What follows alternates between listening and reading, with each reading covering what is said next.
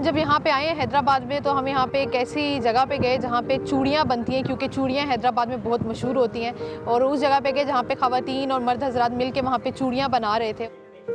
जब मैं उस इलाके में जा रही थी तो मैं यही सोच रही थी कि वहाँ पर कोई बड़ी मशीनें लगी हुई होंगी, जैसे कपड़े बनाने की मशीन, लूमें होती हैं, उस तरह की कोई मशीन लगी हुई होगी, लेकिन ऐसा नहीं था। छोटे छोटे घरों में और बहुत ही कंजस्टेड एरिया, वहाँ पर नाले भी थे, गंदगी भी थी, छोटे छोटे बच्चे वहाँ पर चूड़ियाँ बना रहे थे, औरतें चूड़ियाँ बना रही थी। चूड़ी जोड़ने का काम था वो बेसिकली घरों के अंदर एक पाइपलाइन आ रही थी जिसमें छोटे छोटे फ्लेम्स निकल रहे होते थे, और उन फ्लेम्स के ऊपर वो चूड़ी के 2 टुकड़ों को आपस में मेल्ट करके जोड़ती थी। पूरा दिन ऑलमोस्ट काम करती हैं, उनका कोई टाइमिंग नहीं होती, लेकिन हाँ अंदाज़न 9 से 10 घंटे वो काम करती थी।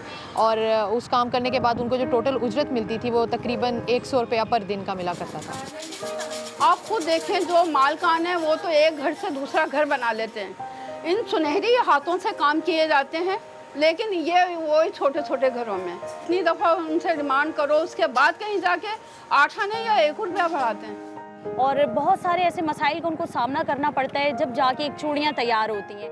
जैसे एक ना उसके लाइट का जल रहा है, गैस का है, सब जाहिर है गर्मी तो बहुत होती है ना, जब भी उसके बाद हाथ लगाते हैं, चूड़ी भी हाथ भी जलते हैं, हमारे पाँव भी जल जाते हैं, और कहते घबराहट भी बहुत होती है। बच्चों को गर्मी ज़्यादा होती है ना, इसमें सब ज़्यादा बहुत ज़्यादा परेशानी होती है हमें।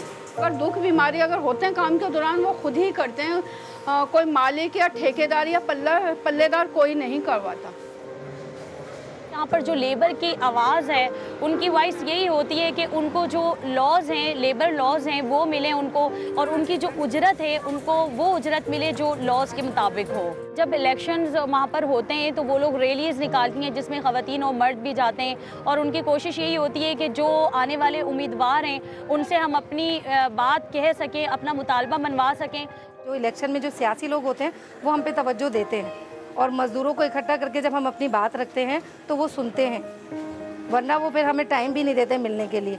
अभी उनसे ये डिमांड है कि जिस तरह से ओपन गटर हैं ये सही हो जाए, उजरत बेहतर हो जाए मज़दूरों की। अगर एक चूड़ी हम तोड़ देते हैं या फालतू रख देते हैं, लेकिन अब मुझे पता चला कि एक चूड़ी की कितनी अहमियत है, और इसके पीछे औरतें किस तरह से मेहनत करती हैं, उनके खून पसीने एक हो रहे होते हैं इस चूड़ियों को बनाने के लिए। अच्छा, आप खुद भी चूड़ियाँ पहनती हैं? मुझे महंगी लगती है इसलिए मैं चूड़ियाँ नहीं पहनती हूँ। जब कोई त्यौहार होता है ना, बस जब 1-2 दर्जन अगर लेनी होती है तो लेती हूँ, जब पहनती हूँ और फिर मैं उतार देती हूँ।